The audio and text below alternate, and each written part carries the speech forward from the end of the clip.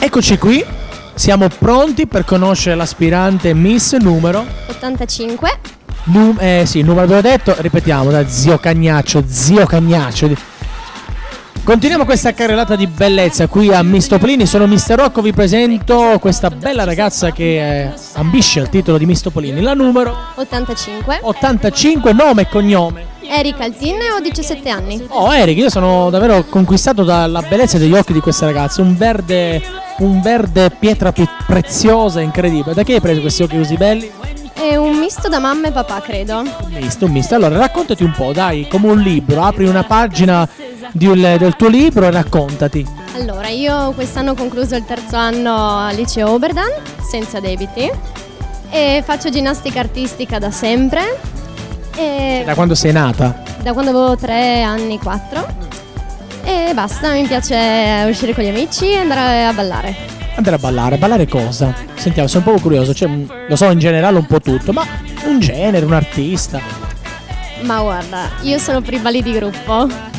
Tribale? Sì, tutti insieme, tutti uguali. Vabbè, bella mentalità, va bene, allora poi la musica si sa che è bella un po' tutta, no? Sì. Allora, senti, la ginnastica artistica, ma sogni una carriera da professionista, una carriera da modella, una carriera, non so, da scienziata?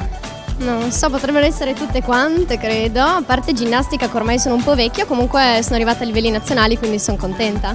Vabbè, tutte qua a livelli nazionali. Abbiamo più campionesse nazionali noi qui a Miss Topolini che davvero nelle altre parti d'Italia. Perché Miss Topolini? Domandina un po' così a trabocchetto. Perché in classe mia tutte le ragazze hanno più o meno, quasi tutte hanno partecipato e mi hanno suggerito vai a divertirti, prova. Conosci Mister Rock di qua? No, scherzo. Coccolo. Super coccolo.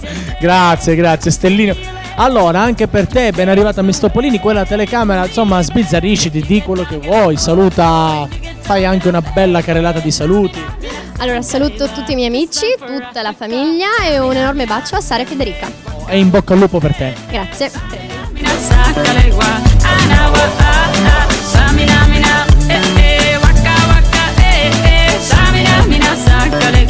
This time for Africa. Samina mina, waka waka, samina mina sakalegua. Anawa samina mina, waka waka, samina mina sakalegua.